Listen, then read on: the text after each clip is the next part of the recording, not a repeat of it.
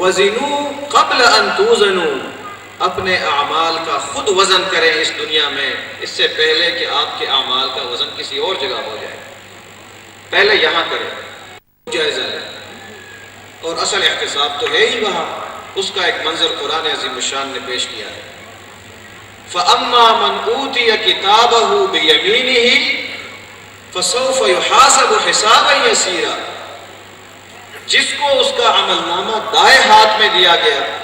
قیامت کے روز، تو اس کے ساتھ آسان حساب کیا جائے گا۔ وَيَنْقَلِبُ إِلَىٰ أَهْلِهِ مَسْرُورًا، اور یہ فرد اپنے اہل و عیال کی طرف خوشی خوشی لوٹ کر آئے گا۔ جب عمل نامہ دائیں ہاتھ میں تھمایا جائے گا تو اس میں جنت ہے، اس میں تو خوشخبری ہے، تو خوش ہو کر لوٹے گا اپنے اہل و عیال کی طرف کہ جی مجھے یہ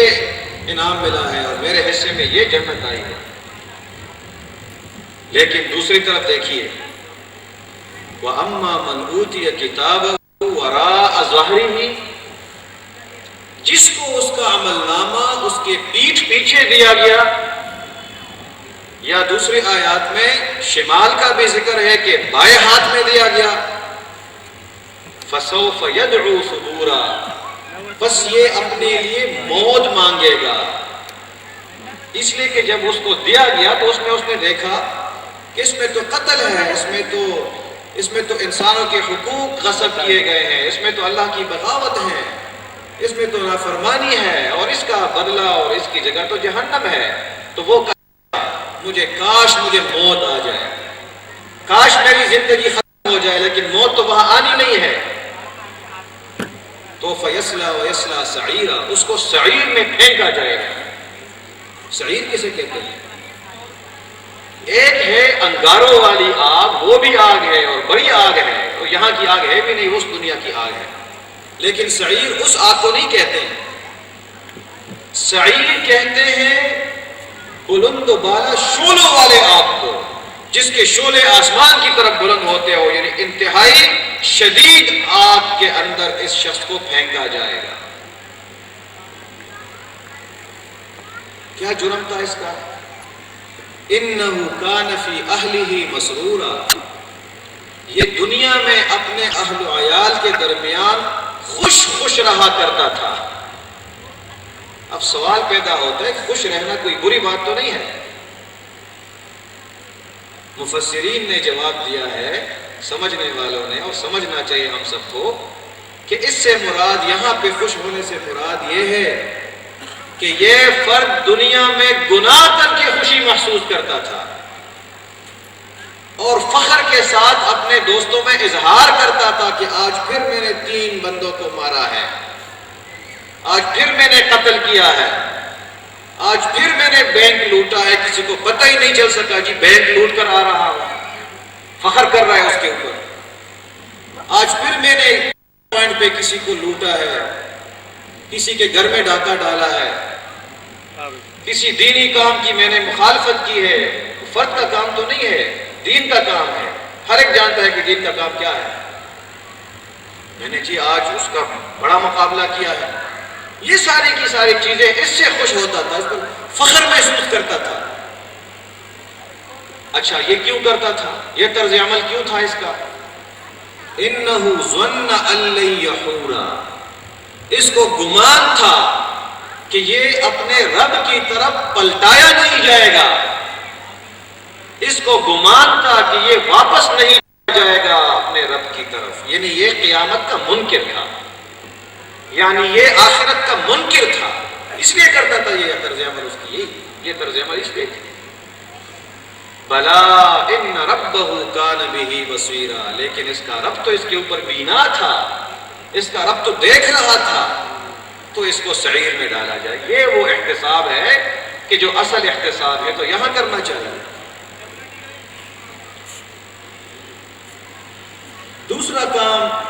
جو مطلوب ہے اور جو اس کا تقاضا ہے اور جو ہونا چاہیے، اصل جو کتاب و سنت کی میں نے بات کی، تو یہ باقی تو اس کی جزیات ہے اور ذرا تھوڑی سی تفصیل ہے، ورنہ جب قرآن و سنت کی بات ہو گئی تو اس میں ساری کی ساری چیزیں آ گئی۔ تیسری چیز یہ ہونی چاہیے کہ اگر یہ آخرت کا ماننے والا ہے کی زندگی میں عبادات غالب رہنی چاہیے، اللہ کی بندگی اس کے اندر بھرپور ہونی چاہیے، اس کی زندگی بندگی الہی سے، عبادت الہی سے۔ نماز ایک بہترین عبادت ہے۔ رسول اللہ صلی اللہ علیہ وسلم نے فرمایا جعلت قرۃ عینی فی الصلاۃ، جعلت قرۃ عینی فی الصلاۃ، میری آنکھوں کی ٹھنڈک نماز میں رکھی گئی ہے، تو نماز پڑھتا ہے، اس کی زندگی میں عبادات غالب ہے۔ اور قیامت کے دن جو عرش الہی کے سائے میں جو لوگ ہوں گے، خاص لوگ ہوں گے، 7 افراد کا ذکر ہے احادیث میں، جس کو آپ اپنی زبان میں وی آئی پیز کہہ لیں، اگر اس کو وی آئی پیز کہہ لیں، بہت اہم لوگ جو عرش الہی کے سائے میں ہوں گے، اس میں سے ایک فرد وہ ہوگا یا وہ خاتون ہوگی، خواتین بھی سن رہی ہے اس درس کو،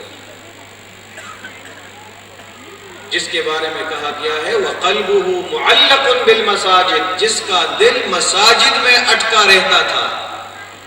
جس کا دل دنیا میں مساجد میں اٹکا رہتا تھا۔ اب یہ مراد نہیں ہے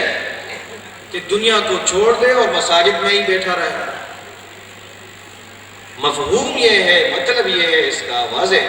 کہ کاروبار کر رہا ہے، اپنے ڈیوٹی پہ ہے، اپنے کام پہ ہے، کھیتوں میں ہے، جہاں بھی ہے، لیکن اس کی توجہ نماز کی طرف ہے کہ اب اذان ہونے والی ہے، کہ نماز فوت نہ ہو جائے، دل اور توجہ اس طرف بھی ہے۔ 5 اوقات ہے، یہ معلوم ہے، وہ غافل اس سے نہیں ہے، اس کے ذہن میں تازہ ہے وہ چیز، اس کا دل وہاں اٹکا ہوا ہے کہ کب کال آئے گی، کب بلاوا آئے گا اور میں جو دوڑ پڑوں گا۔ یہ تو اللہ کی ملاقات ہے، صلاۃ تو معراج المومن ہے، تو یہ ہونا چاہیے۔ اگر یہ نہیں ہے، کم ہے، تو معلوم ہوتا ہے کہ وہ فکر جو ہے وہ کہیں پہ اوجل ہو رہی ہے، وہ فکر جو ہے اس پہ کچھ اثر پڑا ہوا ہے۔ اور حضرات میں آخری بات کرتا ہوں، پھر ہم اپنے اس درس کو کوشش ہم کرتے ہیں کہ یہ 60 منٹ سے بڑھ نہ جائے۔ آخری بات، اس بات میں کل کے لیے اپنی تیاری بھی آ گئی کہ جب فکر آخرت آپ کا مفہوم واضح ہے، راستہ آپ کا کلیئر ہے، اعتقاد آپ کا پختہ اور مضبوط ہے، تو اس فکر کی طرف دوسروں کو بھی بلائے۔ اس فکر آخرت سے جو لوگ غافل ہیں ان کے دروازوں تک بھی پہنچے، وہاں بھی دستک دے، دلوں کے دروازوں پر بھی، اور ان کے پاس آ کر بھی ان کو کہا جائے کہ غفلت میں ہو، آؤ ذرا یہ سبق تازہ کر لے، آؤ ذرا یہ درس اور یہ پیغام جو ہمیں آ چکا ہے اللہ رب العالمین کی طرف سے، ذرا دوبارہ دہرائے، ذرا دوبارہ پڑھے۔ تو بالفاظ دیگر آپ یوں کہہ لیں کہ دعوت اللہ کا کام کرتا ہو، امر بالمعروف کا کام پھر کرتا ہو۔ یہ معروف ہے نا کہ دنیا جانے فانی ہے اور آخرت میں جا کے حساب دینا ہے، تو یہ اپنے تک محدود نہ کرے کہ جی مجھے تو بہت بڑا خزانہ مل گیا ہے، میں تو سمجھ گیا ہوں، میں تو سمجھ گئی ہوں کہ فانی ہے، عارضی ہے، توجہ کرنی چاہیے، تیاری کرنی چاہیے، یہ دولت مجھے نصیب ہو گئی، لیکن میرا پڑوسی غافل ہے، میرا دوست غفلت میں ہے۔ اس پروگرام میں آپ نے بہت اللہ کی رضا کے لیے جنہوں نے کوشش کی ہے، میں نے کل حوالہ حدیث کا دیا تھا، آپ کو اجر ملے گا، لیکن پھر بھی آپ کے ارد گرد اب بھی کئی لوگ ایسے ہیں، بے شمار لوگ ایسے ہیں جن کو نہیں معلوم، جن کے علم میں نہیں ہے کہ یہاں کیا ہو رہا ہے، ابھی بھی مصروف ہیں، ابھی بھی مشغول ہیں دنیاوی کاموں میں، اور دنیاوی کام کرنا بھی چاہیے، لیکن اس کے لیے بھی کچھ اوقات نکالنے چاہیے۔ تو جس کو اللہ نے توفیق بخشی ہے وہ دوسروں کو بتائے، وہ دعوت اللہ کا کام کرے، وہ دوسروں کو یہ فکر سمجھانے کی کوشش کرے۔ تو میری درخواست یہ ہوگی کہ جو حضرات آج تشریف لائے ہیں اور الحمدللہ اس کھلے آسمان تلے، آپ کو اس کا اجر ملے گا۔ حدیث میں آتا ہے کہ جب فرشتے ایسے مجالس کے ارد گرد بیٹھے رہتے ہیں، طوافین جو فرشتے ہوتے ہیں وہ ایسی مجالس کو ڈھونڈتے ہیں اور اس کے ارد گرد بیٹھے ہوتے ہیں، اور بعد میں ایک رپورٹ دیتے ہیں اوپر۔ اللہ تبارک و تعالیٰ کے علم میں تو ساری چیزیں ہیں، ایک رپورٹ بھیجتے ہیں اور رپورٹ دیتے ہیں، کہتے ہیں کہ اے اللہ، اس دنیا میں ہمیں ایسی مجلس سے اٹھ کر آئے ہیں، ایسا مجلس دیکھا ہے جس میں آپ کے قرآن کے لیے اور آپ کے پیغام کے لیے لوگ بیٹھے، جنت اور جہنم کا تذکرہ تھا۔ پوچھا جائے گا کیا ان لوگوں نے جنت کو دیکھا ہے؟ کہا نہیں، جنت کو تو دیکھا نہیں ہے۔ جواب ملتا ہے اگر انہوں نے دیکھا ہو تو پھر کیا ہوگا، کیا کیفیت ہوگی؟ یہ جہنم سے ڈرنے والے لوگ ہیں، اس خوف سے بیٹھے ہوئے ہیں، سمجھنے کے لیے عمل کی نیت سے بیٹھے ہیں، جہنم سے دور بھاگنا چاہتے ہیں۔ جواب ملے گا جہنم کو دیکھا ہے؟ نہیں دیکھا تو نہیں ہے، غیب کے اوپر ایمان ہے، اگر دیکھ لیا تو کیا ہوگا؟ اللہ تبارک و تعالیٰ کی طرف سے فیصلہ ہوگا کہ یہ جو لوگ بیٹھے ہوئے تھے اس مجلس میں، آپ لوگ باخبر ہو جائے، اعلان ہوگا کہ میں نے سب کو بخش دیا۔ فرشتے پوچھیں گے کہ اے اللہ، اس میں تو ایک ایسا فرد بھی تھا جو اس پورے پروگرام میں شریک نہیں تھا، پوری مجلس میں شریک نہیں تھا، یہ راستے سے گزر رہا تھا، راستے سے گزر رہا تھا، کچھ عرصے کے لیے کچھ لمحوں کے لیے بیٹھا رہا، وہ اس کا مستقل شریک نہیں تھا، اس کے بارے میں کیا حکم ہے؟ فرمایا میں نے اس کو بھی بخش دیا، کیونکہ لا یشقا جلیسہم، یہ ایسی مجلس ہے کہ ان کے ساتھ تھوڑے عرصے کے لیے بیٹھنے والا بھی میرے ثواب سے محروم نہیں ہوگا۔ تو حضرات یہ گزارش ہے کہ کل جو لوگ تشریف لائیں گے، اور یہ سلسلہ آپ کا چلے گا 5 جولائی تک چلے گا، تو کل آپ مزید کوشش کریں کہ 3 افراد کا بڑا مختصر اور محدود ہدف ہے۔ جن لوگوں کو آج تک ساتھی لائے ہیں، نئے لوگ ہیں، خواتین میں ہیں یا مردوں میں ہیں،